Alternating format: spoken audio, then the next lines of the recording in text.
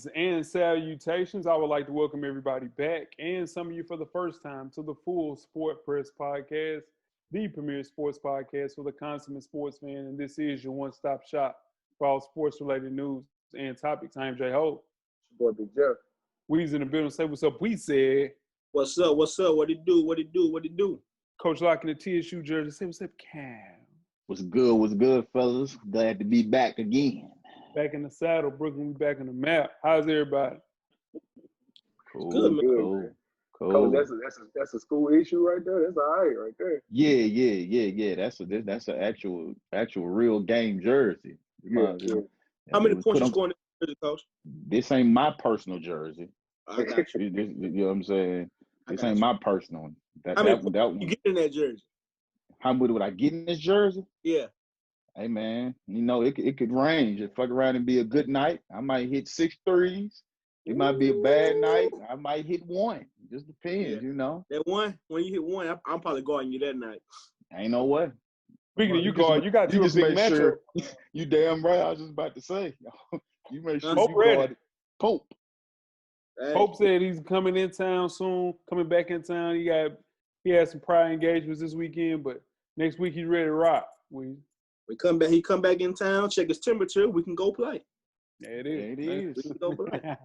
Say no more. Episode 325, we are analyzing 10 current NBA players that got better after college. FSP style. Always FSP style. Better damn know it. And you better damn believe it. Let's get off, man. Best of the 2 week. weeks in a row. The best of the week for me, man, was is to hear Ja Morant, man, say, you know what? I'm here to hoop. Food's good. I'm not looking for no filet mignons. I'm just ready to hoop. That made me feel really good. Cause he's there on business. He's there on business. That made me a young feel boy good. spirit right there. It's Yeah. a real young boy spirit. For sure. What about you, Locke? Man, my best of the week is the Realville group chat, man. Woo. It got spicy in there all week, boy. Listen, it can get spicy in that group chat, boy. And if you ain't on your toes, it'll have you mad. Yeah. And it wasn't me, but it'll have some people pissed off if you're not on your toes, boy. Yeah, no, for sure. Scared of that. I stay out of certain situations in that group chat because I can lose a friend or two. You know what I'm saying? So, and I like everybody in the group chat, so I stay away from that. What you got? I was a little late to the party, but I finally watched that Kid from Coney Island DVD. Documentary, not DVD. Hey, I was You took it back to 2000, Jeff. right. Had to put the DVD in the PlayStation to check it out. Nah, man, that's definitely a must see if you got an hour and a half, man. Sit down and check it out. Stuff on Marbury Store is more to be told. Definitely so. Most definitely. My best of the week is Mike Beasley, man. Back in the building as well, signing with the Nets. He was killing people on tip. Weezy mentioned last week, people are getting signed because of their workouts that they're posting online. I think Beasley was a recipient of this. So I'm happy to see my dog back in the league. He's suspended for the first 5 games for testing positive for an uncontrolled substance. But, yeah, I'm just happy to see him back in the league and seeing him doing some work. I have 2, if you don't mind. It happened today. I am the Realville NBA 2K champion. Yeah, after a long bout with the Los Angeles Lakers, went 7 games. I came out victorious, and I won. Yeah, for sure. So I would like to, just congratulate myself. Wow. And We see. yeah, man, it was a hard-fought season. A lot of trials. Real quick, a lot of trials and tribulations. A lot of people didn't respect the 2K knowledge, and now, I just wanted to let people know that I am the 2K champion. And just so happened I wore my 2K League shirt. Shout out to 2K. We're here, and we're looking for a repeat championship coming up soon. Did you really just give your own podium acceptance speech? I did. I had to, bro. When was it? When else was I gonna do it? Hey, shit. Listen, you want to tell do it? Hey, you want to tell the people listening what your starting lineup is on 2K? Yeah, I'll tell the people.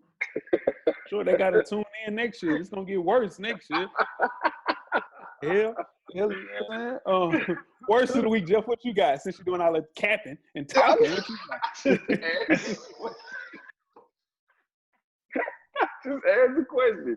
Did you want to tell the people your league? But that's cool. I'm gonna kind of piggyback off Coach Lock last week. The sneakers out, man. I tried a couple of things out this week. Struck out on everything. Not really big into the game like I used to be. I actually wanted a couple of pair this week. Didn't get anything, so it is what it is. So back to just wearing my Iversons and calling it a day. We good. Hey, it's gonna be a long drought until they reconfigure that algorithm on the sneakers out. Because the boxer figured it out, boy. You hear me? It is a wrap. My worst of the week. The African susus going around, man. The African susus, the Underground Railroad. I don't think it's a scam. Wait, man, y'all gotta look at some of these. What? You dropped the African. No. I'm still in the African susu. I'm still there. It's just hard work. The African susu was hard work, man. It's hard work. It's hard work. Still, yeah. Y'all laughing at me. I'm gonna get this 3,500. Y'all. But you know, He's double down on it. Like, you know how that works, right? Like, everybody know how it works. It's really just saving $500. That's all you doing. That's it, dog. I don't understand why people don't understand that. No. Let's roll, man. Unless you got somebody to run off on the money, all you doing is saving $500. No, you're not. I'm not gonna take up the listeners' time, but just count when we done doing the show. It's really all you doing is saving $500. That's simple math, dude. Oh my God. What's your worst of the week, Locke? Man, I'm sitting at the crib a couple nights ago, man, and you watching TV, you sit there, and then all of a sudden you just start to get a little warm. Man, I look up, my AC done gone out. Hot about it. Man, I went to sleep. It was 83 degrees in the house when I went to sleep. Man, I was so upset. Did you sleep naked? Listen. Pause, cuz. Right. 83 degrees.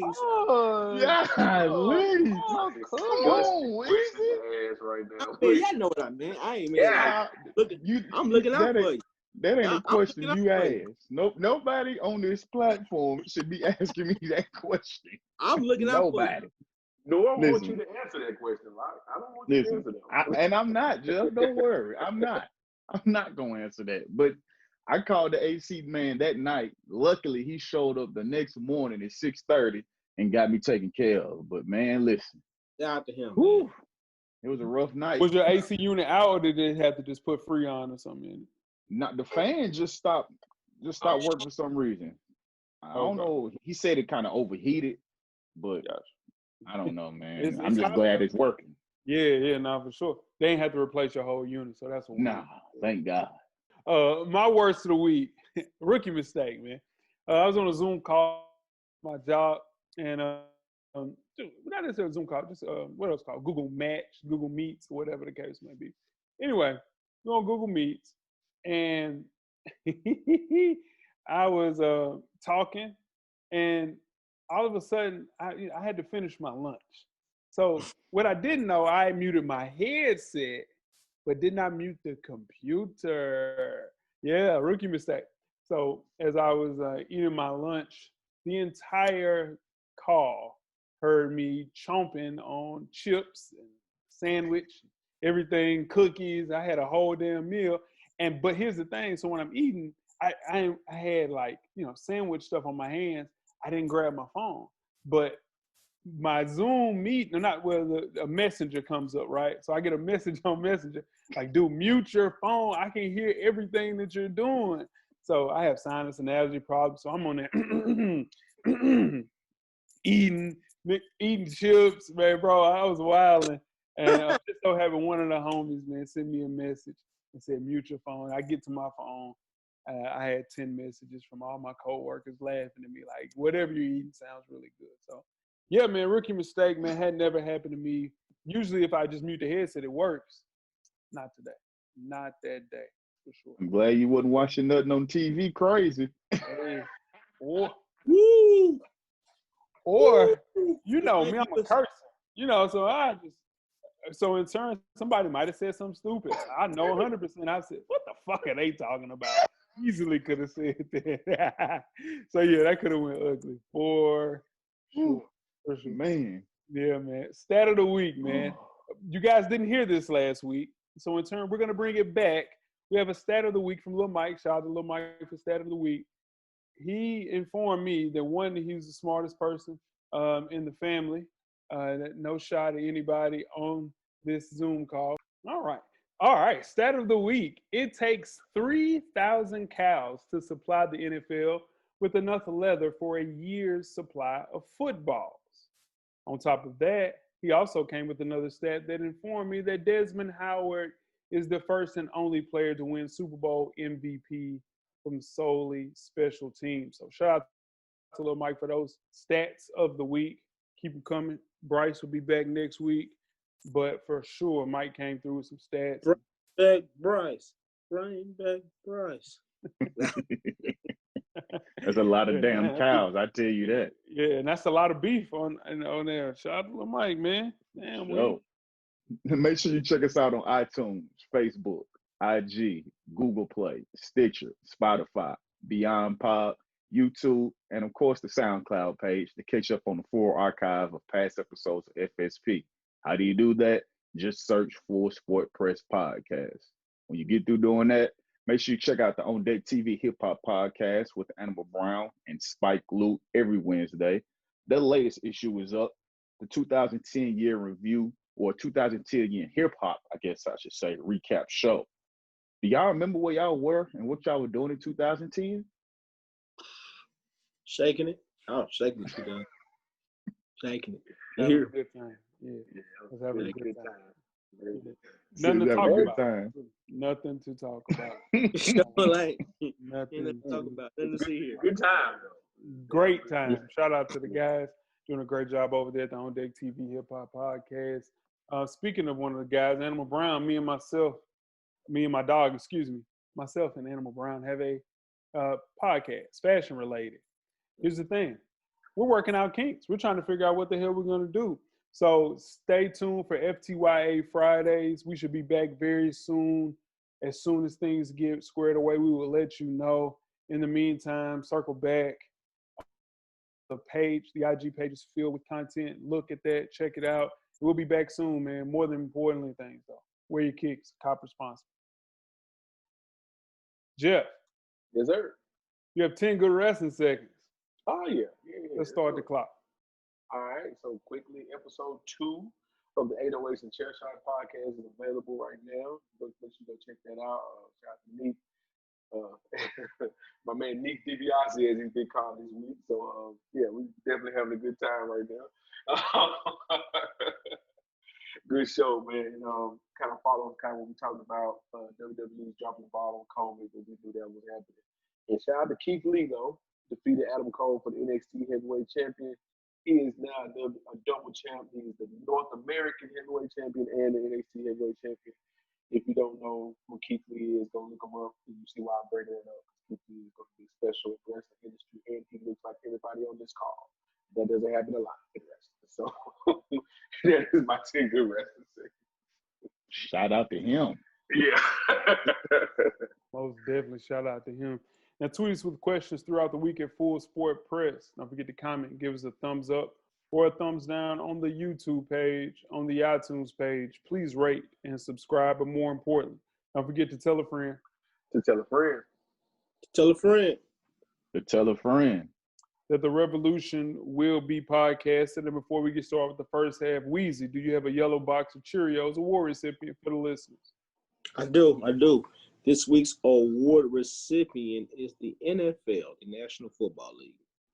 It is 100%. Trading jerseys with a member of the opposing team and handshakes between the two head coaches after the final whistle are two hallmarks of NFL games. and neither will exist in 2020 because of the COVID-19 pandemic. The jersey swap has risen in popularity over the years, picking up a long-standing tradition that started in the soccer world. In December, it was reported that each uniform top given away costs $500 to each player. Here's the thing. The league is telling players that it is unsafe to actually do those jersey swaps and the coaches to shake hands at the end of games. So those are both outlawed for the 2020 season whenever we see that. But you're saying that it's actually safe to play actual football games when they're running full speed into each other. But and it's also unsafe to stand within 6 feet of each other. You're swapping jerseys? Come on, man. Don't add up.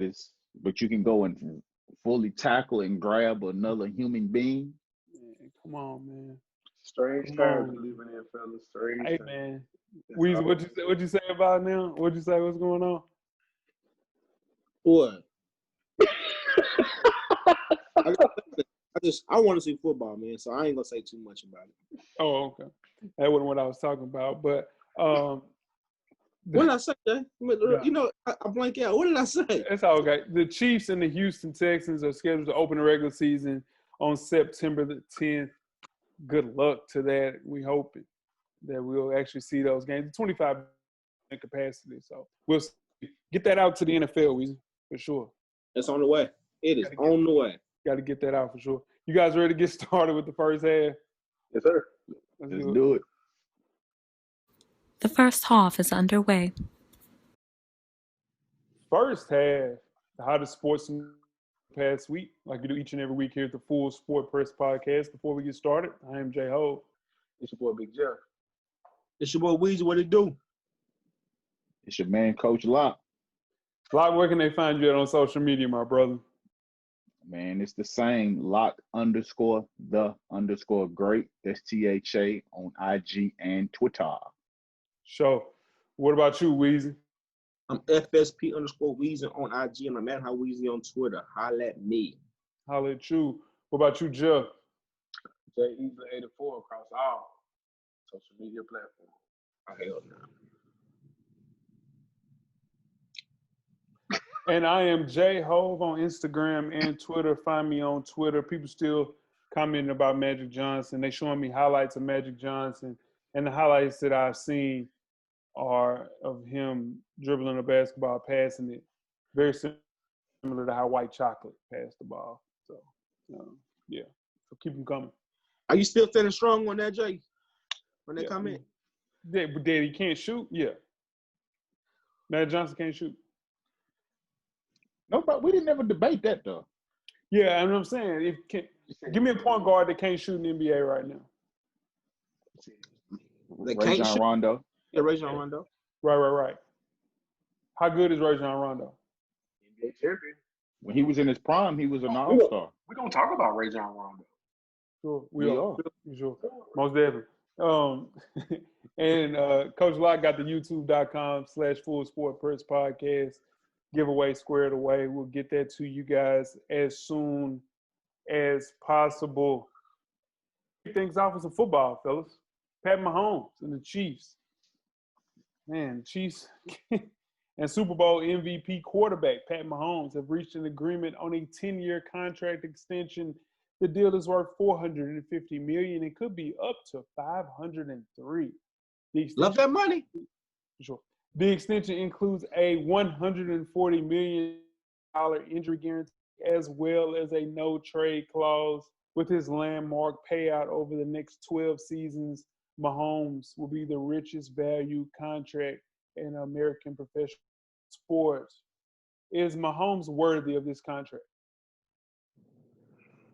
Yes. Yeah, I think so too. I don't.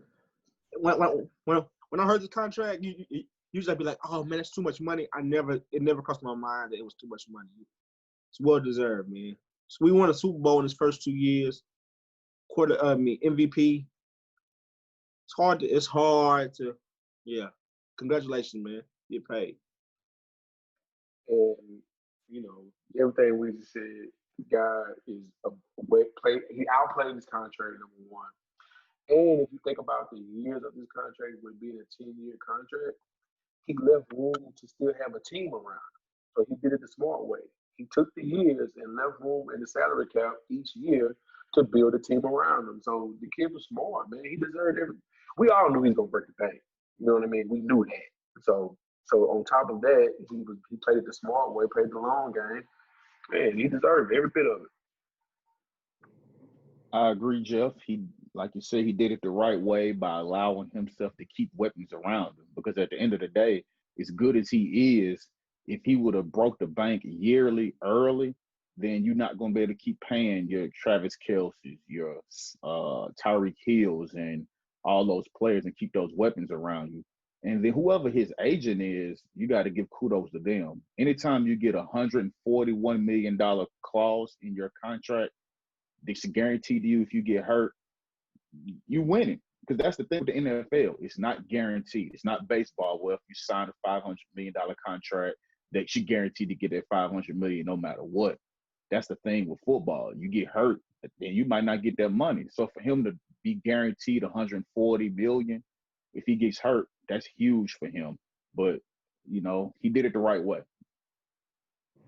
Let me play a little devil's advocate real quick.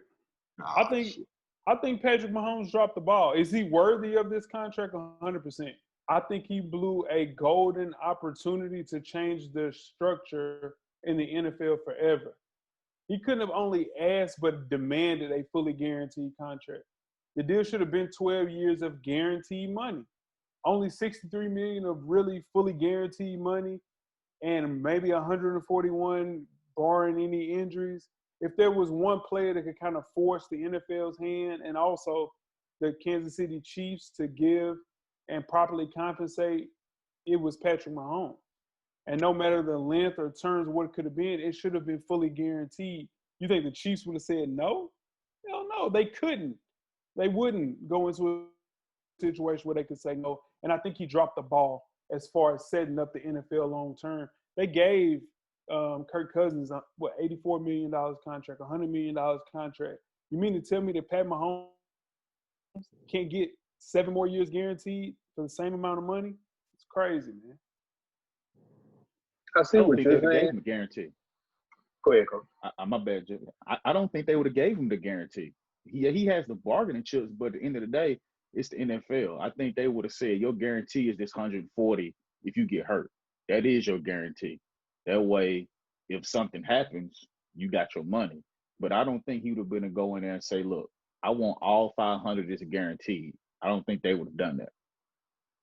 Am I dreaming? Did I hear that he got $100 million in the first 2 years? Is that like because his guaranteed money? No. Or did I make that up? I didn't hear that. Now, if he gets injured, he gets $140 million. Okay, so what is it's really only 60? The $63 million is guaranteed. He's gonna get that in, when he signs the contract or whatever the case may be. But he should have got more guaranteed money. Getting all of it, 100%. He should have got more guaranteed money. I agree. Cause $63 million, I think Aaron Rodgers got that a couple years ago. No. What's the boy name? Kirk Cousins did this summer. At the beginning of the spring. Kirk Cousins signed that contract at the beginning of the spring for $84 million guaranteed. 84. Kirk Cousins. He's not Patrick. So his agent did him a disservice. 100%. He should have got at least 60% of this contract guaranteed, closer to 70%. He only got, 20, 25% of this guarantee. I agree, man. Yeah, the guaranteed money on that contract sucks. I understand the point of view, and I agree. If you look at it from that standpoint, yeah, I don't think he's going to make it to year 10 of his contract. No one ever does in the NFL, right? This is how it breaks down. He'll be, I believe, 35 after year 10 when this is over with, or 36. So, no, he won't make it that far. But the reason why I applaud this, because we knew he was going to get the big boy deal, and I think the next crop of quarterbacks who are coming, Lamar Jackson, Deshaun Watson, maybe even Dakota in Dallas. they the ones who get now have the margin of chip now, especially Lamar Jackson, because his story lines up with Pat Mahomes. If he can get anything close to a Super Bowl this year in Baltimore, his contract is the one that now, okay, Pat Mahomes is the president. Let me build on that, and then we can move it that way and be more guaranteed money as well.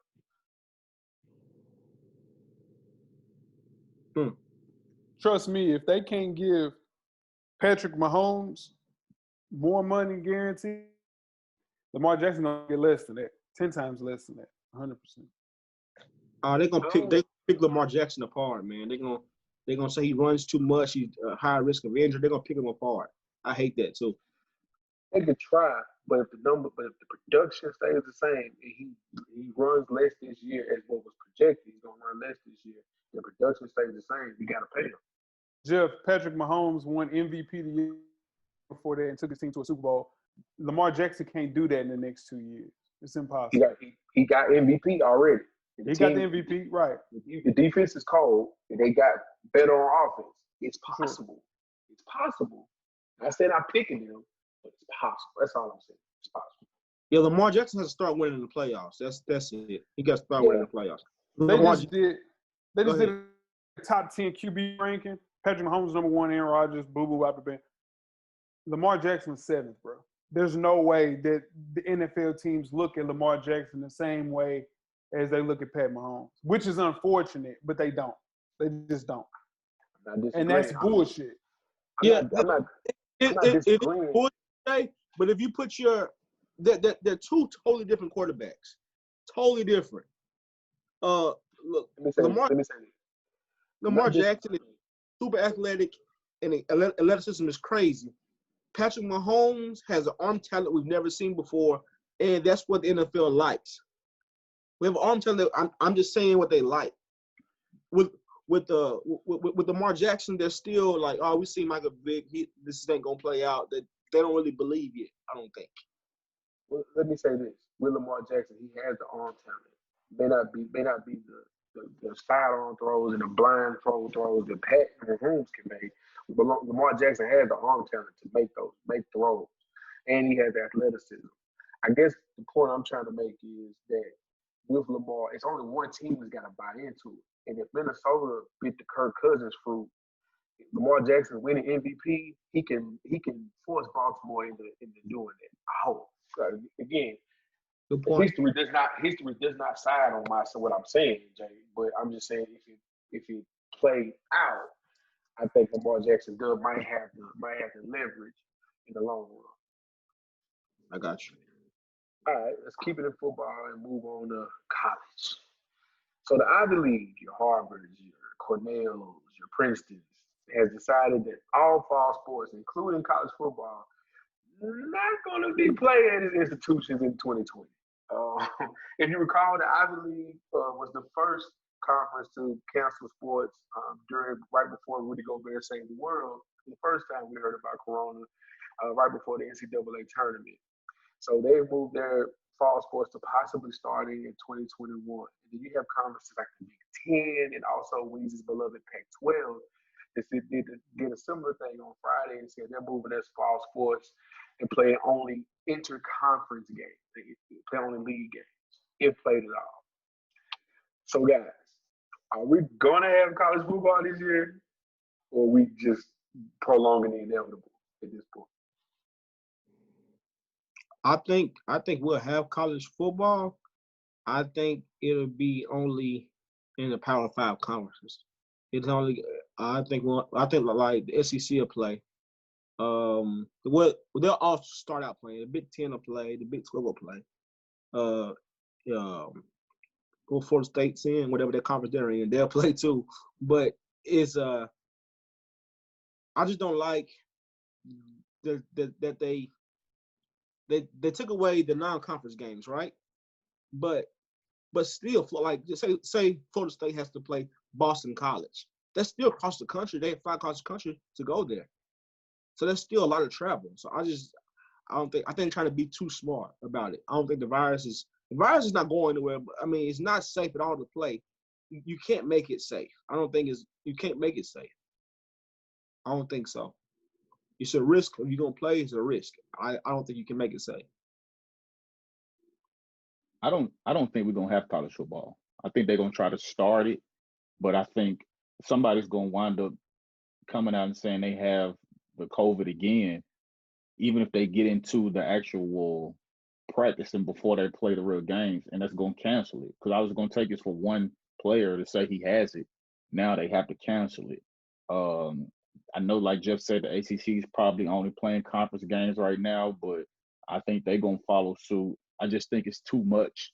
Like right now, they have the players on campus, and it seems like every day a different school comes out and says they have 12 players that tested positive for COVID. I just think it's gonna be too much, and I don't see them making it to play these games. I think everybody's gonna eventually just cancel it all. I think this is the first impactful decision regarding college sports to return on us in the fall. Very similar to, like Jeff mentioned and Weezy mentioned last week, the Ivy League being proactive instead of reactive and canceling their tournaments. And you have to look how it impacts everybody else, especially the smaller schools that play money games. A single money game can be 5% of a budget. So most programs, especially HBCUs, rely on these games more than others. Just for example, some schools from the MAC may lose more than $10 million for missing 11 scheduled games against the Big Ten. That's going to be huge for the foreseeable future of the entire conference. And dude, the cancellations, they aren't over yet. And what about a team like Notre Dame? They're not in the conference, they're independent.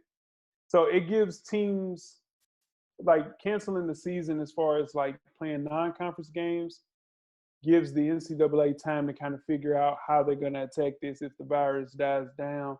But I think, like everybody else said, they're denying the inevitable, which in turn I think we'll play football in the spring, not in the fall. Yeah, I read something that where it says Notre Dame is thinking about canceling the whole season because they canceled that Pac-12. That game with USC is one of the most watched games in college history every year. That's how Notre Dame makes their money off that one game pretty much for their whole season. And they're not playing that game. They said there's a lot of money lost in that game.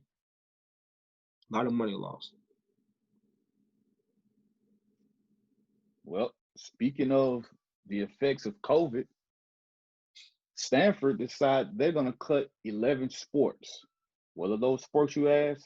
Men's and women's fencing, field hockey, lightweight rowing, men's rowing, co-ed and women's sailing, squash, whatever that is, synchronized swimming, men's volleyball, and wrestling. Now, they're doing this because the school is projecting a $12 million deficit for the 2021 fiscal year, even with them having a $27 billion endowment, and they still will be in the red. That just lets you know how much they're going to be losing.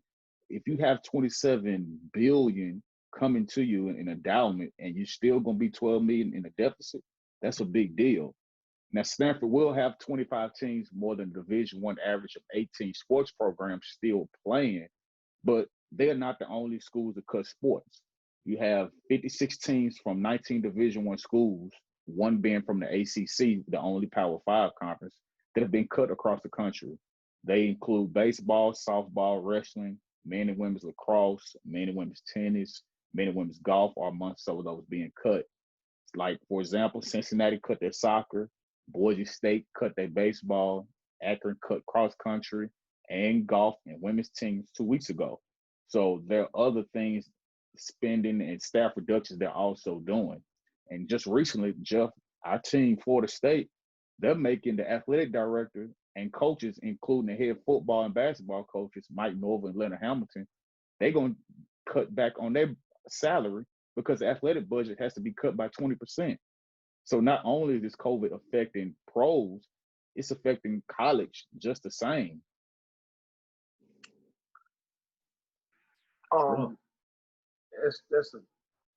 That put it all in perspective. Like, if you think about it, a school like Stanford, it's an academic school as well. And those sports that are affected, maybe if you subtract wrestling, those sports that are affected are for the kids that are there, for the academia and then having something to do. You know what I mean? And having a sport to play like fencing or things like that. You know what I mean? Like those aren't big money sports, but not having your basketballs, not having your footballs, things like that. And it makes it hard to have a sport like fencing be played. But then now, on a kind of pivot a little bit, now we see why players are asking to make money off their likeness, because you see the impact of losing football for a school really means, right? These players that are there to play football, now you see why they want to be able to make money off their likeness, because me not playing is impacting everything in this school. Y'all are paying for everything in the school off of me making a tackle. So that's why I want to be paid. So now if you don't understand why players are talking about that, just look at what's happening right now when you don't have football. Yep. And if it can happen at Stanford, y'all, it can literally happen anywhere. I mean, Stanford is one of the richest schools in North America, has one of the nation's largest athletic departments, and the contract of all 24 coaches that were affected and 11 of the sports that were honored, they'll be able to keep those scholarships. But what about the teams, or not necessarily the teams, but the schools where, say TSU's or Bethune-Cookman's? Dude, if it can happen at Stanford, it is happening right now at TSU. Those football games mean so much to their athletic department. I can only imagine what they're going to kind of figure out budget cuts. So with no students on campus, enrollment dipping, and the overall economic downtown, dude, this is a bad place for all college athletics. And then on top of that, you're going to manage to go with just 25% of the actual people coming into the games because of limited attendance. This might be too much for all athletics, man, and it's going to be rough to see, man. We'll see, but I think we won't see any fall sports. I just think we'll see sports playing at a high level come January, February. It kind of lumped in how things are now with the NBA, the NHL, the MLB. For sure. Before we get started with halftime, let's get back into the NFL. Our 49ers running back Raheem Mostert is requesting a trade from the 49ers. His agent said the trade request comes from months of unproductive talks, end quote, with the 49ers adjusting his current contract. Mostert is the fourth highest paid running back on the team and scheduled to make a base salary $2.57 and is due $2.8 million in 2021 as part of a 3-year contract he signed last year. He signed the contract last year. Anyway, Mostert led the 49ers with 772 rushing yards last season and scored 10 touchdowns. Should my Niners trade our most productive back in 2019-2020? They probably shouldn't trade him. My bad. But they probably shouldn't trade him. I don't think they should, but like you said, he's the fourth. It's a lot of competition on that roster. A lot of competition, and I think last year he got lucky from a lot of injuries. So I don't think he's first on that depth chart right now. I think he knows that, and he wants some more money, and that's the only way he's gonna get is he get traded. Yeah, you're right, Weezy. Everything you said is right. He is the fourth on the depth chart, but he's able to do the things that we need him to do. But with that being said, you almost have to trade him because he's not going to be happy. And when you're not happy, you're not going to produce the same. It's always going to be a gripe that's going to have things leading to cancer in the locker room. And you get cancer in your locker room, your season is done. So with him coming off this year he had where everybody saw what he could do, this is the best time to trade him because people would actually want him. And then you can get something else for him. So I think we do need to go ahead and trade him. I don't want to lose him because he was very good for us. He was an asset for us, but I think with the situation, how it is, he doesn't like how the talks are going, you got to go ahead and trade him. Well, I'll do the devil advocate thing here. I think he outplayed the contract. He was the best back on your team last year. Came through when you needed him most. Okay, well, y'all had 5 of them. Y'all had 5 star running backs. So out of the 5 running backs you had, he was probably, his performance was better. Yeah, great point. He did sign the contract at the end of the start of last season. But it's all about leverage. We talked about leverage a lot today. And I think this gentleman knows, as a running back, I only have a short window. And I have to cash in now when other teams are looking at me, when they think, you know what, we might have a spot for him. And let's say Tennessee, they might need a second back, to help Derrick Henry out. Or in Buffalo, to just lost Frank Gore. I would love to have in Buffalo with Devin Singletary. You know what I mean? So he has some leverage if he really thinks about it. It all goes back to my guy, Jalen Rose. You hit the nail on the head, Jeb. You never get what you deserve. You only get what you have the leverage to negotiate. This is the leverage that he has. This is the only time he's going to have this leverage, considering the fact that Jerick McKinnon comes back. And he said he wants Tevin Coleman type money. That's $4.5 million. We're not giving him $4.5 million. We just signed him for 2.8. That's the reason that we sign contracts with people, so you can lock them in and they can't renegotiate, because in turn he was playing at a substantial amount of time. He wasn't playing enough, y'all. So he's worth 2.8. Well, did he outperform that 2.8? 100%.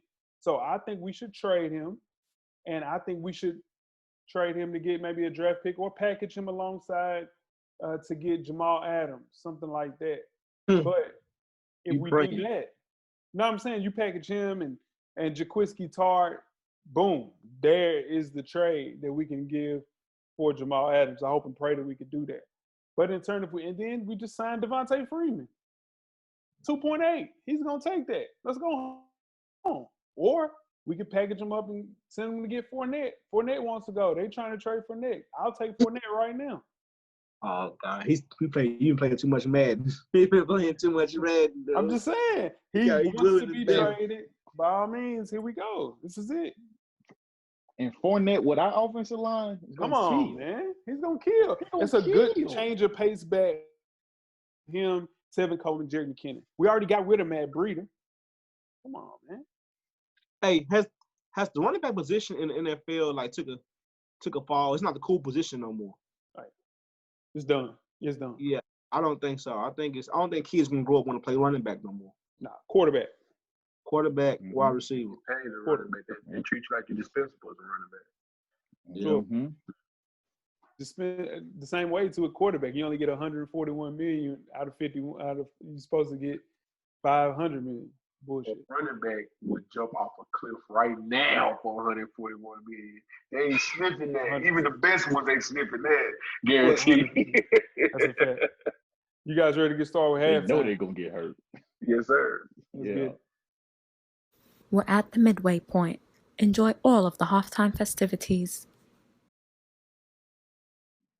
Halftime. In case you missed it, Kevin Durant, man, since signing with Golden State, Kevin Durant became a major investor in a lot of startups. Durant, Rich Kleiman's company, 35 Ventures, has $15 million tied up into at least 40 startups. One of those investments, Postmates, look like it may pay off in the right way. In 2016, Durant invested in Postmates, the delivery food app. Now, little did he know, Durant will become invested in one of the best and most sought-after food delivery app game's biggest players. Earlier in the week, Uber acquired Postmates for over $2.6 billion. Durant got in at a super low price point of $1 million based on the number Uber is valued at Postmates. His stake was going to be right around $15.5 million. Probably the best move of his career was moving to Silicon Valley. Shouldn't have ever left there his entire career. But I think this transition to Brooklyn, he'll try to find some ways to put some other investments and some things out that way. How you guys feel about KD turning $1 million into 15? Expected. Man, did it the right way. Oh, good. Sheesh. Some of the easiest money he ever made. That's easy. We next, y'all. We next. We got some brewing too. We next. I know something. Nah, Okay. let me He know. said he knows something. Hey, nah, for sure. Let me Right. know. To fly me a Hey, kite. don't. Right. Yeah. It Keep ain't that down the on the low. You know susu. what I'm Ain't the saying? susu either, but I know. Yeah. I'm about to Damn sure say ain't the damn susu. susu. I ain't answering the damn call for no Nah. susu. Yeah, You Damn gonna be on your susu. own with that one. I can say my own 500. I'm good. And here's the thing, though, with him and Rich Kleiman investing $15 million into 40 startups, they've already made their money back from that $15 million. And I'm sure, he's invested in other things that have been profit as well. So, man, money to burn, Good. baby, money to burn. Good. That's Stay exactly how rich. Yeah, for sure. KD shouldn't have never left. The best decision in his life was to go to Silicon Valley, man. I'm telling you, man, he shouldn't have never left. Easy money. He can do the same thing in New York. On that, Better with work a that. little For harder sure. for it. Because got to work a little harder for it because a lot of startups are based in San Francisco, Golden State, Oakland area. Here's the thing, though. You do that, you learn the game there, and you take it somewhere else. So he could do it in Brooklyn for sure. For sure. You guys ready to get started the second half? Yes, sir. Let's get it. The second half is underway. Second half, 10 unheralded college basketball players who became NBA stars. Before we get started, I am J-Ho. It's your boy Big Jeff. It's your boy Weezy. What it do? It's your man, Coach Locke. We did this for the NFL. Uh-oh. It was tough to do, but we did it. And we're back with a sport that me, Jeff, and Locke love. Weezy's not excited about this one, but there's a lot of talk about great college players who made their name in the NBA, but there are equal number of players who kind of did the opposite. For various reasons, they thrive in the NBA, but never made as much of a mark as they did as college players. Many of these guys were simply too young to be good yet. Others have styles of play that made a little bit more sense for an NBA team, and some possibly were poorly utilized during their college years by their college coaches. Whatever the reason may be, these are 10 active NBA players. They're better in the NBA than they were in college. We'll start off with Jeff's favorite center in the entire NBA, Hassan Whiteside. What held Hassan Whiteside back in college, Jeff? I wouldn't say he's my favorite center, but he's up there. My favorite center is actually going to be talked about a little bit later on in this process. But no, Hassan Whiteside, man, I think he just took bad advice. Like, he needed a little more than just that freshman year. I mean, don't get me wrong, he had the most block shots in his conference. He had 3 triple-doubles that season.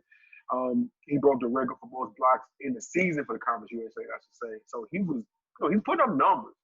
But just leaving school as a freshman, he bounced around the D League, which is the G League now, but bounced around what it was called the D League. He needed some better advice. He should have stayed in school, rounded his game off a little bit, and we would have seen Hassan Whiteside being one of those top lottery picks. Yeah, I agree with Jeff, man, with Hassan Whiteside. He came out when he came out, it was one of those things where, like, he had the tournament where he had all those block shots and shit, and he's like, I gotta go. He gotta go get the money. He was a freshman. He had to go get the money. I think it's one of Jay's boys too. Back then, I think he felt like he called that player. So, yeah, this is one of the things. In the NBA, he kind of in the NBA, he grew up though. He grew up in the NBA. He grew up, and he's in Miami, hanging out. He grew up in Miami too. Well, he's not in Miami no more. He's in Portland. Definitely Portland. Well, he was in Miami. He grew up in. He was in Miami. I seen him in Miami. But yeah, I'm done now. I mean, I'm just gonna piggyback off what y'all said, man, because y'all hit the nail on the head, as they like to say. The one thing that did help him go though was he was projected as a lottery pick after that NCAA term he had, or I mean the year he had, I'm sorry. He was projected to be a lottery pick, but fell to the second round. And once he fell to the second round, he was sent to the D League, like Jeff mentioned, and it didn't work out for him because he felt that I'm an NBA player, I'm getting paid like an NBA player, but I'm on this D League trail, which we know when you play in the D League, like Jeff said, mentioned the G League now, they don't have the same luxuries. They stay in regular hotels. They not flying to the games, and he couldn't mentally adjust to that. It was said that he had ADD, and he denied that for a while. So that mixed in together, it was just a bad sequence for him right through that time. And, he kind of got sent home actually after 2 years. They got rid of him. And then luckily he got it together. And like we mentioned, he wound up getting to Miami and turning into the player that they thought he could be and got sent to Portland. But, it's a different style of game, like we mentioned. The NBA fits him better. It's a wide open offense. He can run and gun. If he gets with a guard that can get to the paint and you have trouble standing in front of, it's easy for him, get to the paint, throw it up, he gonna dunk it. The other end, we know he's gonna rebound and block shots. So that's one of them situations where he's just a better fit with the NBA where there's no help side. And the thing is with Whiteside, he was top 20 coming out of high school. So Whiteside shouldn't have took his ass to Marshall or Tulane, wherever the hell he played at anyway. But in turn, we know why he went to Marshall. So no reason to even speak on that. But him getting into the NBA and finding his groove, he's one of the most disrespected, underrated centers in the entire NBA. Never earned a first team all-league defense. Led the league in blocks 2 years, rebounds. He's never mentioned in the top of, your Rudy Gobert's. Never mentioned against those guys, the rim runners. But Hassan Whiteside is a really great player. And I think the reason that he didn't get that respect is because of the way that he plays around and doesn't take the game seriously. Well, people think that. But in turn, he's a really good player. And hell, he's getting robbed this year. He's top 5, number 1 in blocks, 2nd in rebounds. Nobody's talking about Hassan Whiteside for Defensive Player of the Year. You hear AD, you hear Draymond Greens and shit like that. Bro, Hassan Whiteside should have at least won, maybe 2 Defensive Player of the Year for sure. You know what helped him too, though? Jay, you say this all the time. He took that trip to Walgreens and get that picture took for that passport. And then snap it back into reality. Hey, you go over there. I see OJ Mayo. He went to Walgreens this summer. Yeah. Went over there to China. He over there cooking. He'll never play in the NBA again. But sometimes you need to go back over there and figure out why you love the game of basketball, man. If it's something that you can do professionally, for sure. Humble thyself. Hell yeah, no, for sure. Let's move on to number 2, Rajon Rondo, Kentucky Wildcats. Went 21st overall in 2006. Like, I'll let you kick off things with Rondo. Rondo, man, he's one of those players where, he was highly recruited. That's why he was at Kentucky. But one thing about Rondo is, which still holds, he can't really shoot, and in college, we know there's a lot of zone. So you have a point guard that can't shoot, we're going to zone him up. So that's going to hurt his game because he can't get into the paint and do the things that he likes to do because he's a great passer. In open court, he's great. So, going to Kentucky, it didn't kind of pan out like he thought he would. He didn't have as much help as he thought he would. I believe that was Tubby's last year.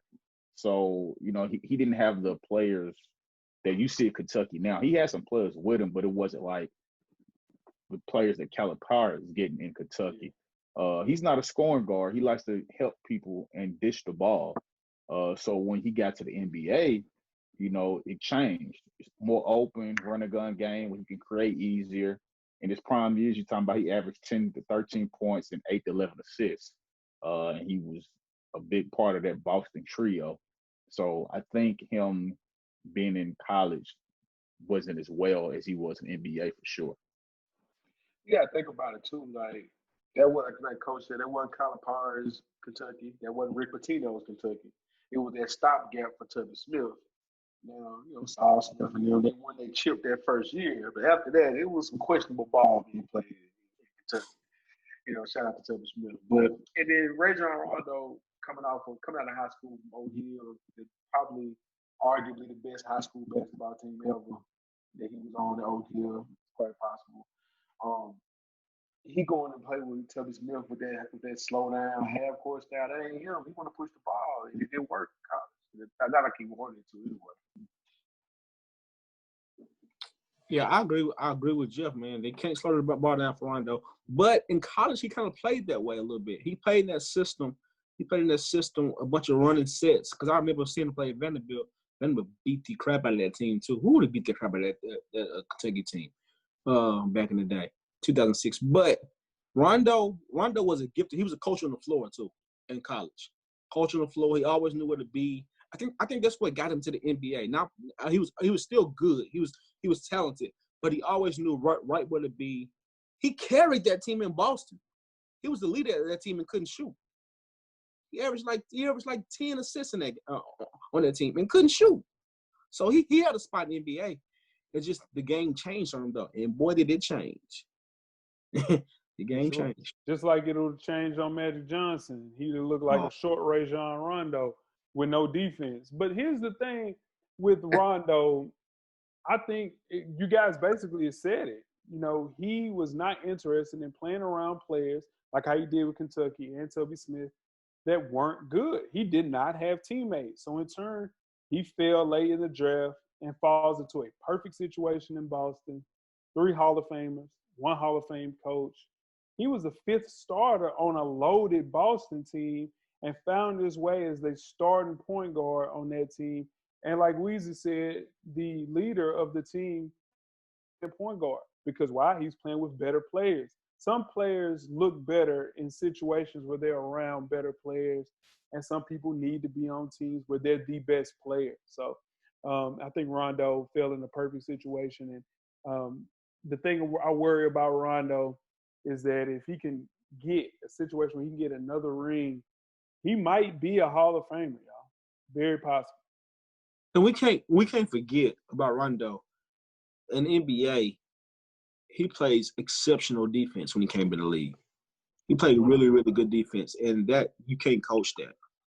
You can't. Want Rondo on your team. Huh? You want Rondo as your point. If you don't have one of those top five point guards, like a Steph or Russ or CP or somebody like that, you want Rondo. Like you just do.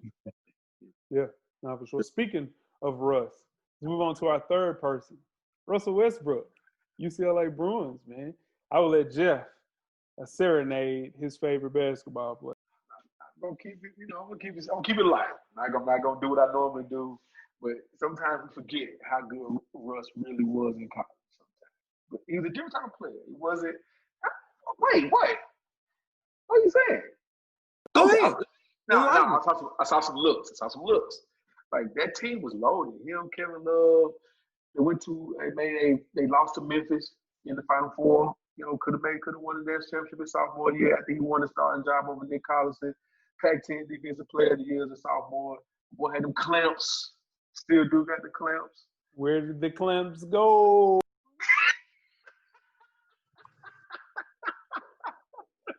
Look, man, in college he did what was asked of him in college to be a spark on offense and to play defense. So it wasn't so to some of the things he's able to accomplish in the NBA looks like it wasn't supposed to happen. But it was always, to me, it was always there. He just played within the system that he was getting. With me, I think the key thing, like Jeff said, Russell Westbrook, he has an explosiveness that you can't teach, and that was always been there. But he did one thing in college that he didn't do in the NBA. He stopped playing defense, and I think that's what happened. And I think this is why. He went to OKC, well, Seattle first, but he went to OKC, and he played with Kevin Durant and James Harden, prolific scorers. And he saw that, you know what? They finna get this money by scoring. They're scoring 30, 40 points a game. I can do that too. I'm not going to play no more defense. I'm just going to score the ball. And I think that's kind of where we, you know what I'm saying? That's where the defense went. Russ plays better defense than he gets credit for. It's not all NBA, like first team or nothing like that. But he definitely will get He'll get up on somebody. You know what I'm saying? Coach like you, coach. You get up on him, Flip, son. Make it hard for him. Get in his way. He'll do that. You know what I'm saying? That's it. He will do that when he feels like it, which is why people are so hard on him defensively. Agreed. Because people know he has the skill set and abilities to be that. Like, it's one of them games where he takes it personal. He'll guard for a few possessions, but then he just won't do it the whole game. But the thing that held him back in college was that the offense wasn't centered around it. Like you mentioned, he had all those players there, and they had him playing two guard a lot, that's not his position. He's a point guard.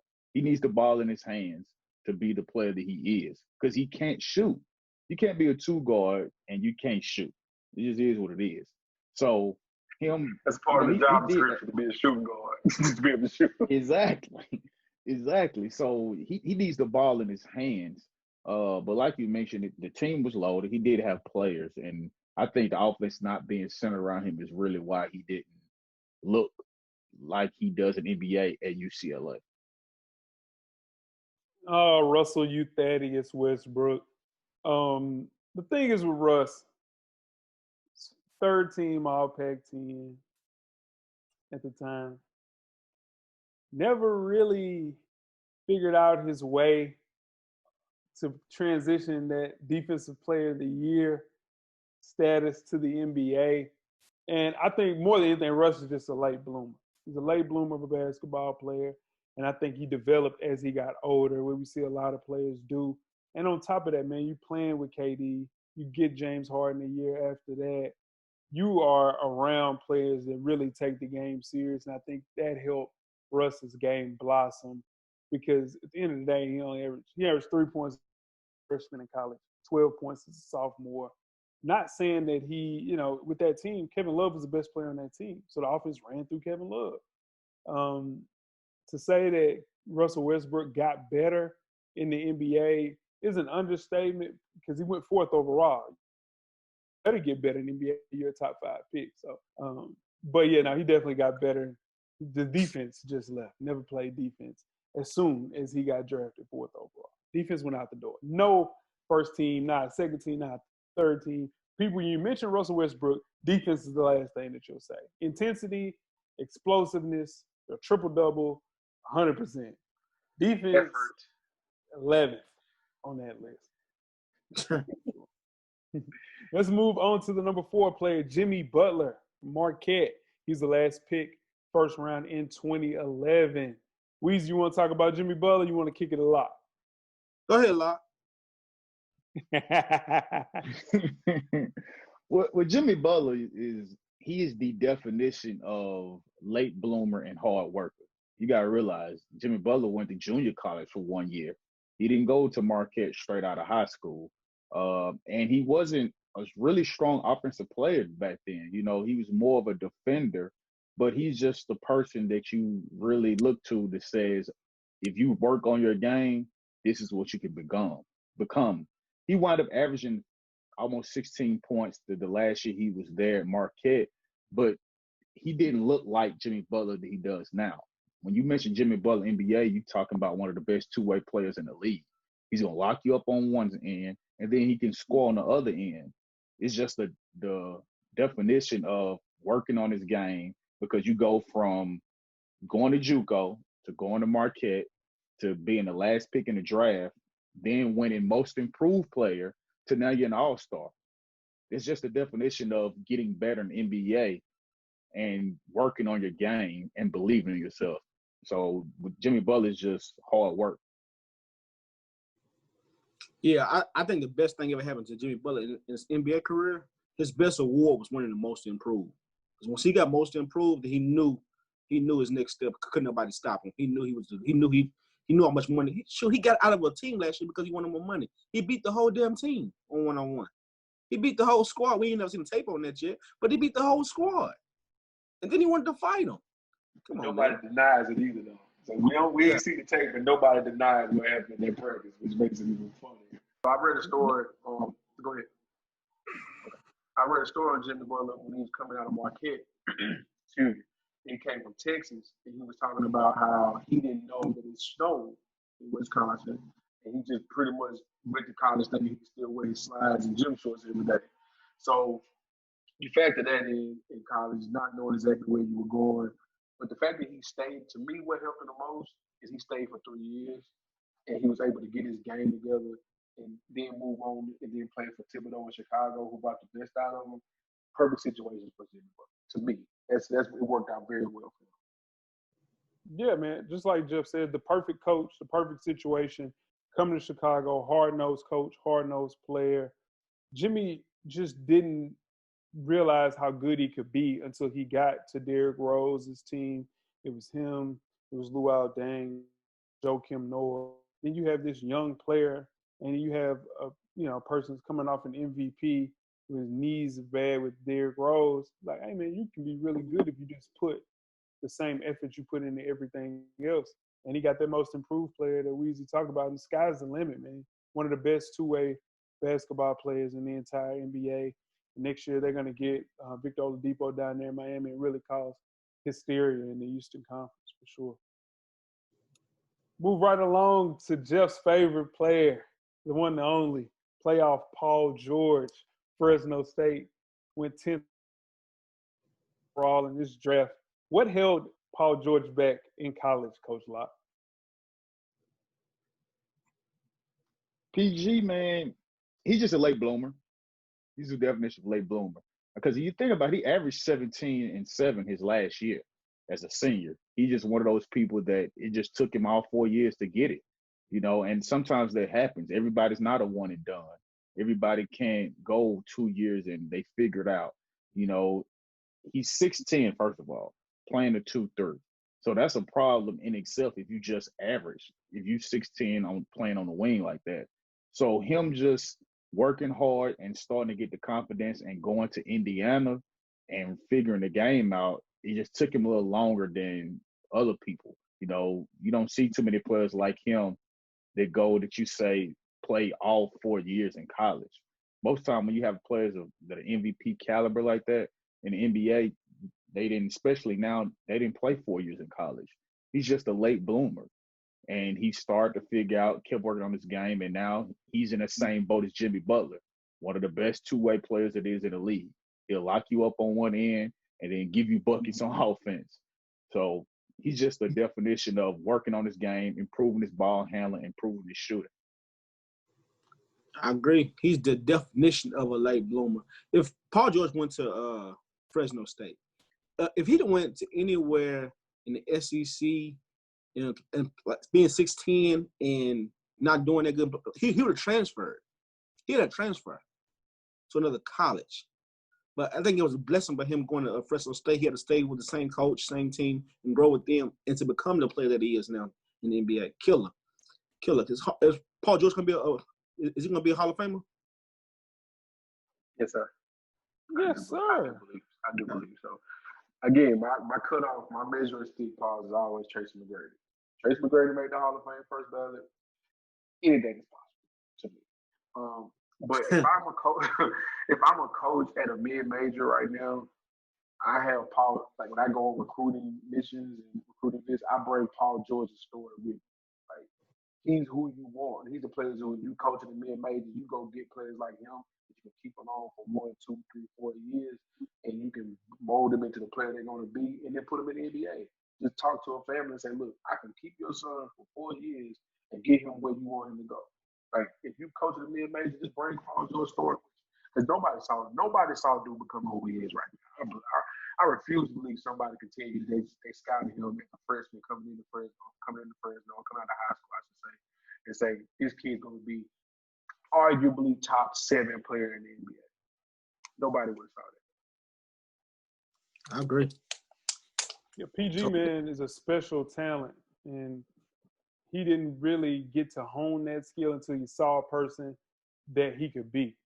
And he turned himself into Danny Granger by following and seeing Danny Granger play every day, who's an all-star, who's one of the greatest offensive players in that conference. Danny Granger offensively, he averaged 25 points in the game a year, bro. 2 straight years. Paul George he saw that every day. Here's the thing with Danny Granger, just didn't play a lick of defense. So in turn, Paul George had the ability to say, hey, I can still go out and get my 20 points a game, and I can play a little defense too. He's Danny Granger with a handle and defense, man. And the best thing that happened to him, which was basically probably the worst thing, was him breaking his foot in the Olympics that year. Broke his foot. He said that he focused in on becoming a better shooter. So in turn, that's all he had to do, just focus in on shooting. And he turned himself into a shooter on top of the handle that he had and with the defense, man. So Paul George, one of my favorite players in the league. And I just wish he was in a situation where he got the credit he deserves, but he's never going to get that because he played behind Russ. Russ, you know, and then he believed in Russ, then he left Russ. Now he's playing with Kawhi. And it's always going to be Kawhi. It's never going to be Paul George. And that saddened me because How did you circle that to Russ? Me personally. He chose to do Oh, come on, man. No, he did, but he believed in Russ, and Russ led them to hell. No, he called himself Playoff P, and then hell soon came. Bro, hell came, but you can't get your shit off, man, when playing with dude, bro. It's impossible. Yeah, he played with him. I do you one better. I do you one better. He went to Russ, and then Dame Lillard happened. Oh, man. Series. Hey, you know what? Let's move right along to DeAndre Jordan, Texas A&M. He went 35th overall in the 2008 draft. What held him back in college, Coach Lyle? Wrong system and didn't stay long enough. You know, he averaged 8.6 rebounds and 1.3 blocks at Texas A&M. It wasn't a good fit for him. And he's one of those players where he needed to stay in college and develop his game.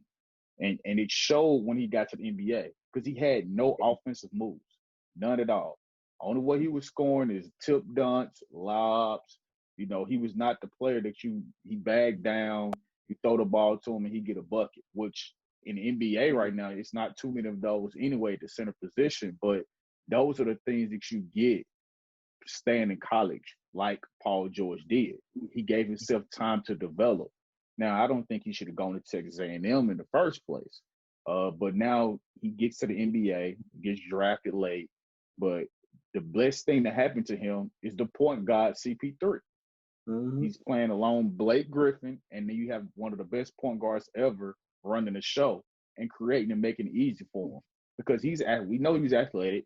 We knew he's going to block. We know he's going to rebound. So with him playing along Chris Paul, we've seen Chris Paul make bigs and get them paid. And this is what happened with DeAndre Jordan. As he's played in the league more, played better, he started to find his niche, which was rebounding, blocking shots, running the floor, and being an athlete. I agree. The only thing I'm gonna make it real quick because I didn't watch him play in college, and I agree with Coach like he probably wasn't in the wrong system. But the best thing ever happened to him in the NBA, he needs to put Chris Paul on his wheel somewhere. He needs to put Chris Paul on his wheel, and then take care of his. I mean, he need to buy Chris Paul a car every year probably with the extra money he got because that's the best thing ever happened to DeAndre Jordan. The best thing that ever happened to him. Him and David West. I think so. Tyson Chandler.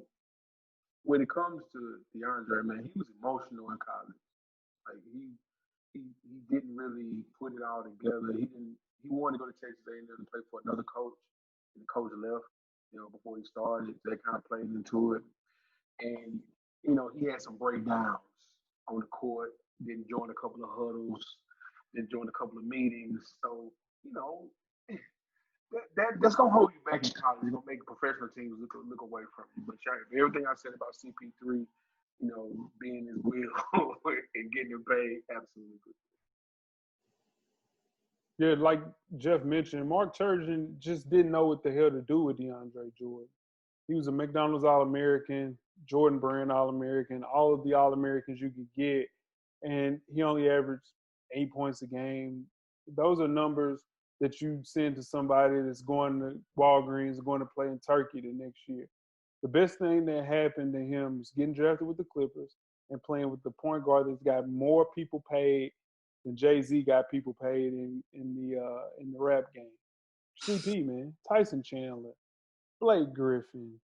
He gets the best out of players. He had David West looking like damn Karl Malone, dog.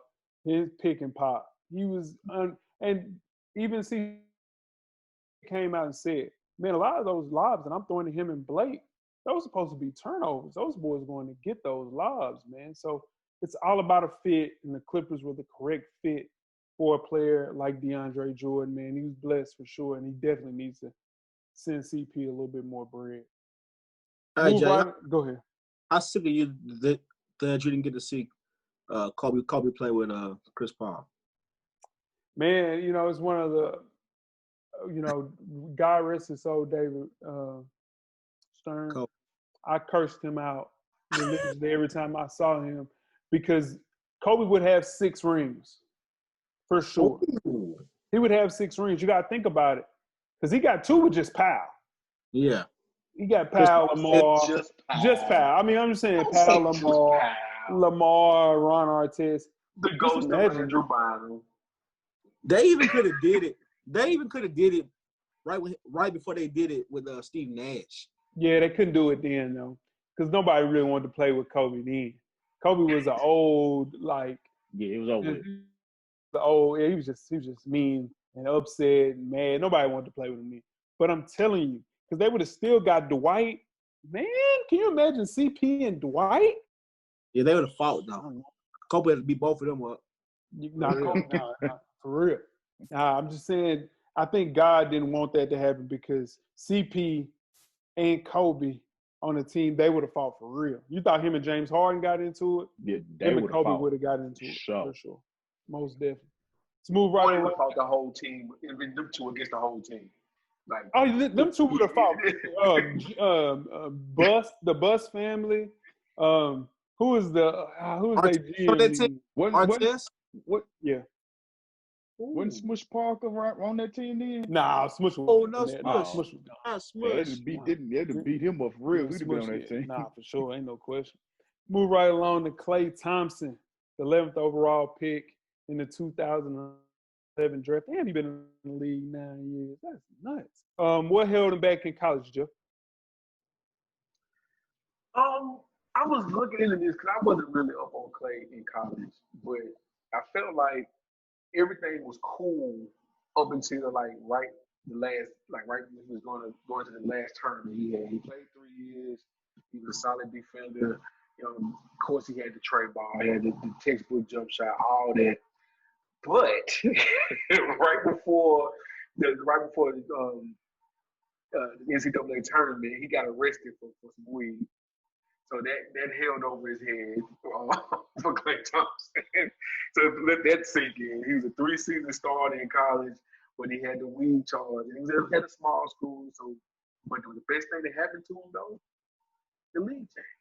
He got with Steph, and the way he played is the way the league went. And then history has been said ever since.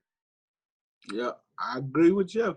He couldn't have went to a better place in the NBA. He couldn't have went. You got Steph over there wide open, and then you got Klay wide open. And all Klay had to do was just stand there and shoot. He didn't have to put the ball on the floor.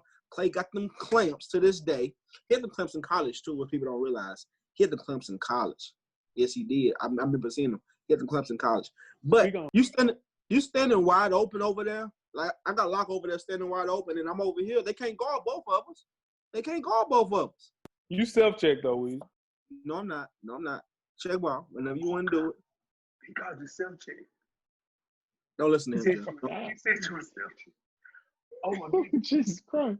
Don't let Jeff gas you. Nah, don't let Jeff gas you. Jeff gas. Look at him. That's crazy. God, it makes me mad. It makes me mad.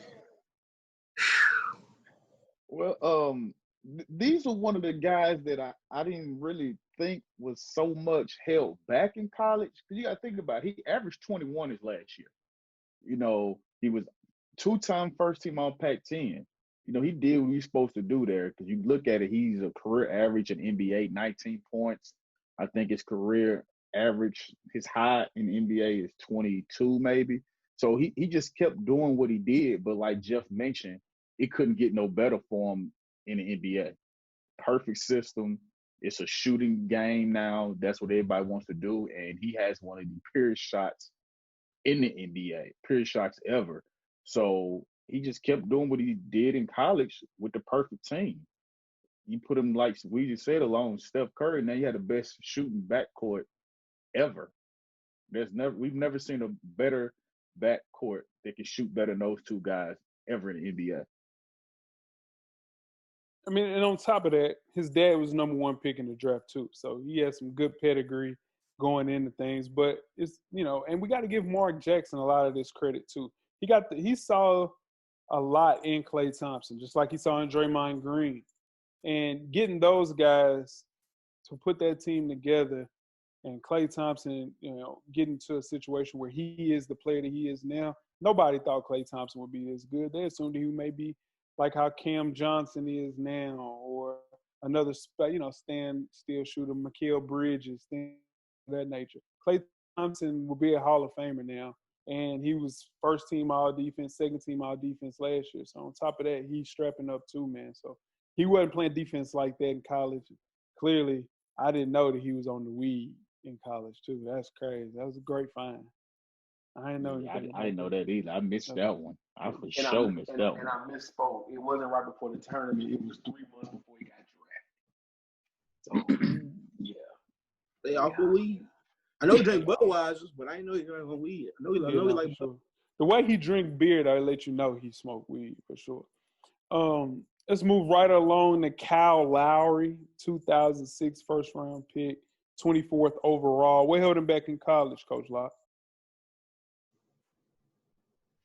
Kyle Lowry, man, he went to Villanova. He averaged 11 points, 3.7 assists. Second team all Big East. They finished third nationally, won the Big East, lost in the Elite Eight to the Gators eventually, the eventual champions. He was just one of those guys, like he only spent 2 years there. I think people were shocked because he really didn't do a lot in college. Like for him to get drafted what he did, you would have thought that he would have been more dominant. I think he's just one of those guys that late bloomer, started to figure out his game once he got the NBA because he bounced around the NBA for a while. Let's just not act like he became the Kyle Lowry that we see now early in his career. He just finally got with the right system in Toronto. He kept working on his game and he blossomed and figured it out. Because nobody ever saw Kyle Lowry being the player that he is. Even though he was, explosive in college,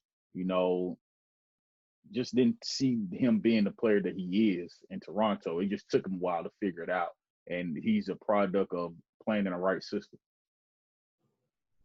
Yeah, my only thing with Kyle Lowry is like playing at Villanova, he played beside another great player though. He played beside another great player. And he also in Toronto, he showed Toronto is his best we've ever seen, and his best we've ever seen. He don't never show up in the playoffs. So can we do what we talk about though is how he became a college player. He played with Randy Foye. That's what you're talking about. Yeah, in college. Yeah, he always needed a crutch. Is what I'm saying. Well, he always needed a crutch. Nah, man. Am I telling the truth? I'll cut him some bill. How about this? Not saying you're wrong, but I'll shoot him some bill. I think one thing about Kyle Lowry is he's one of those players who gets a bad route because he wasn't a one and done. Like Klay Thompson wasn't one and done. Paul George wasn't a one and done. A lot of the players we mentioned stayed for multiple years, even though they end up being all-star kind of players.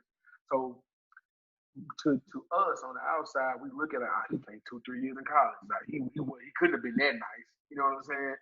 But then once he got to the league and played alongside DeMar DeRozan and they worked well together and things like that, now you're able to see what type of player he is. Because, I mean, if you look at his stat lines in college, he was 11 points, 4 rebounds, 3 assists, 2 steals. That's who he was. That's who he still is right now. He's going to get you some points. He's going to fill the stat sheet for you.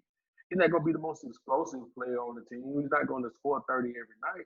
but you know he's there most nights unless it's like we just said the playoffs.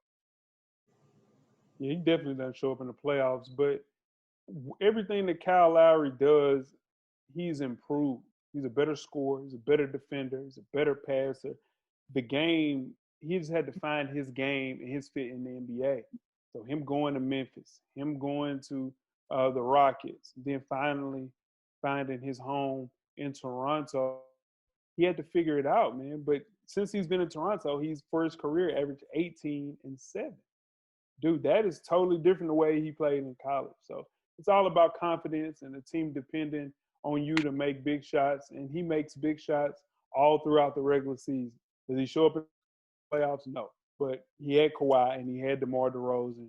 And the model of consistency throughout the playoffs is needed, but he gets them to the point where they need to be during the actual regular season. So he depends on. So Weezy, to answer your question, yes, he depends on that superstar to help him out in the playoffs for sure. Let's move right along to Steven Adams from Pitt, 13th overall in 2013. Jeff, why wasn't he heralded when he came out of college? I think one of the things that people held against Steven Adams was his journey. He wasn't a traditional high school player. AAU, go to college, dominate a year, and then go pro. I mean, he was professional. He's from New Zealand, so he played pro ball in New Zealand technically after he graduated college from over there, or left college from over there. And then he played in the NBL, National Basketball League. Then he finally playing a year there. He went to Notre Dame prep school. And then after that, he just get him used to playing basketball in America. Then that's when he went to Pittsburgh. So his journey is what kind of may have scared people away and felt like, man, who is this guy? Like, why are we worried about him? But he got drafted, and he played with two great point guards. And that's what's helping his career right now. Played with one by the name of Russell Westbrook, and the other, Chris Paul. Played by one great point guard. He's having his best year as a pro this year with Chris Paul. Just like every center in the NBA is having their best years with Chris Paul. Okay, that's fine. But he's gotten better every year statistically. Every year. He's gotten more rebounds, more assists, more blocks every year. But what I'm saying is his best year, though, happened to come with a center like Chris Paul. That's fine. But he's gotten better every year is what I'm saying. So Chris Paul just reaping the harvest of what Russell Westbrook's planted. So you said Chris Paul came along at the right time? That's it. He just found it at the right time. Found it at the right time. It was already happening.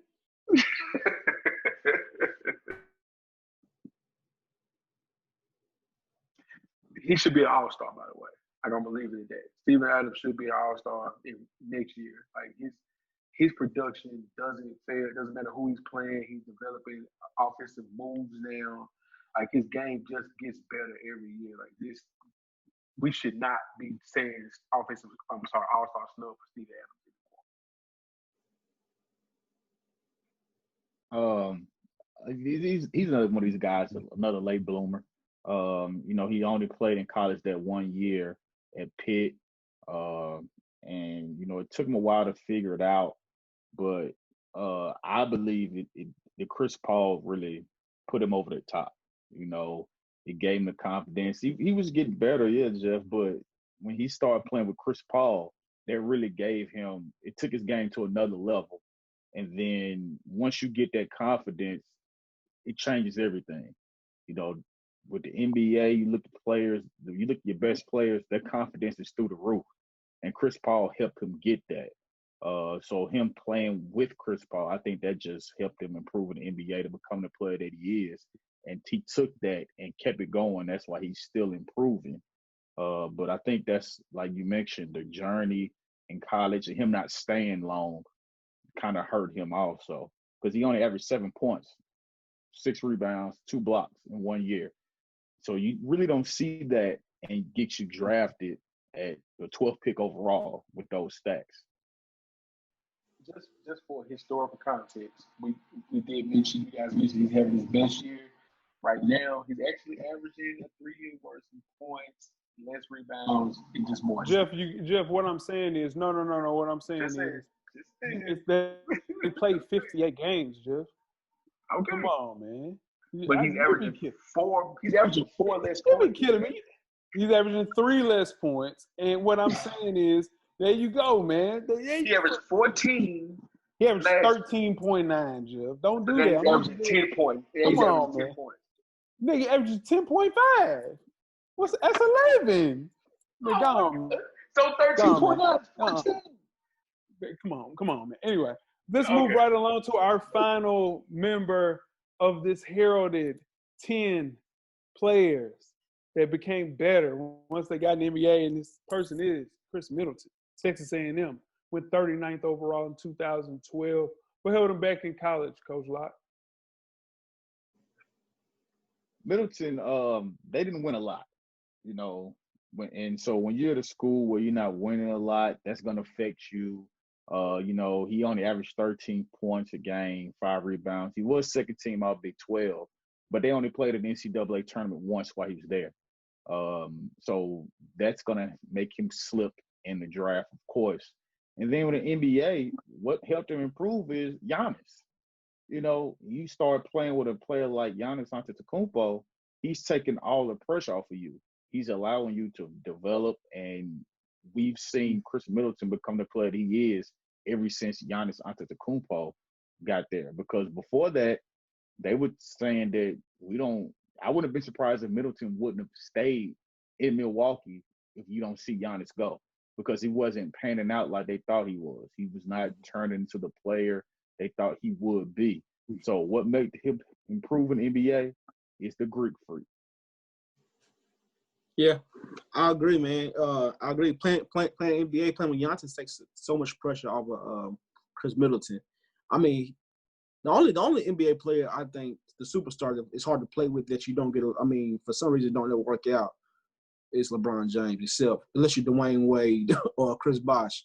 Everybody else, it just I don't know why I didn't work with my boy. But anyways, Chris Middleton, man, playing with Giannis is a load off his shoulders. He can just sit there and shoot. And all the pressure's on Giannis. That's what held him out in the NBA. That's why they got him paid. I think he got a couple contracts now.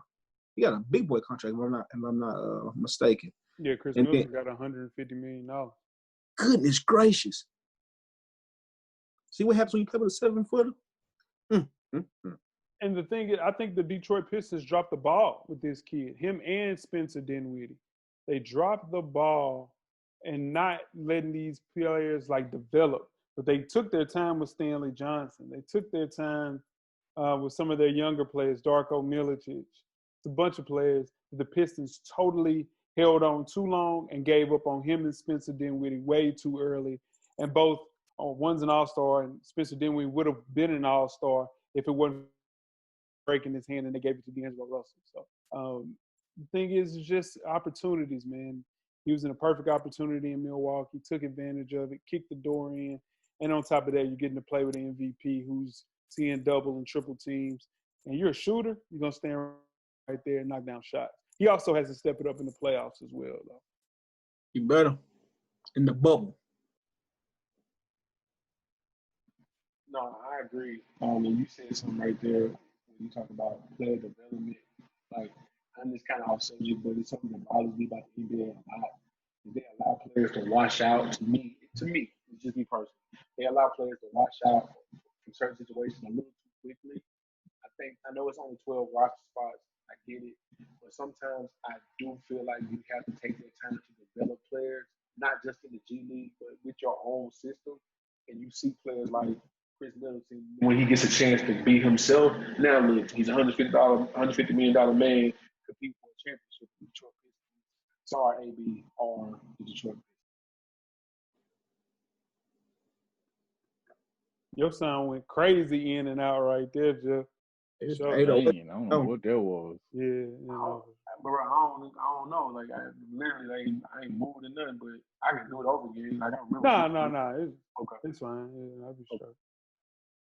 Man, we kept you guys a little long today, but more than anything, for sure. Hour and 30 minutes. Jesus Christ. A lot of editing. Yeah, we could have had 15 players on this list, but man, that would have took us 2 hours. So, more than anything, man, that was always fun. Kind of deciding if we're gonna do our NBA misses in the next couple of weeks. Got some misses. You don't want to do it. Misses. We got some misses. You got more than anybody. What?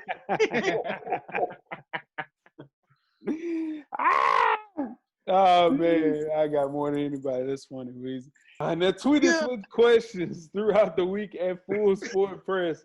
Don't forget to comment, give us a thumbs up or a thumbs down on the YouTube page, on the iTunes page. Please rate and subscribe, but more importantly, don't forget to tell a friend. To tell a friend. Tell a friend. To tell a friend. Weezy. Everything paid for, baby. Coach Locke. Get a drummer song. Jeff. Camera's always on, brother. Damn right. We never fail to cease to amaze us every week. Yeah, we figured that out again this week. And the revolution will be podcasted. Fellas, we are out. Life moves pretty fast. If you don't stop and look around once in a while, you could miss it. Thank you for listening to the Full Sport Press podcast. To catch up on prior episodes, visit the SoundCloud page. And don't forget to tell a friend to tell a friend.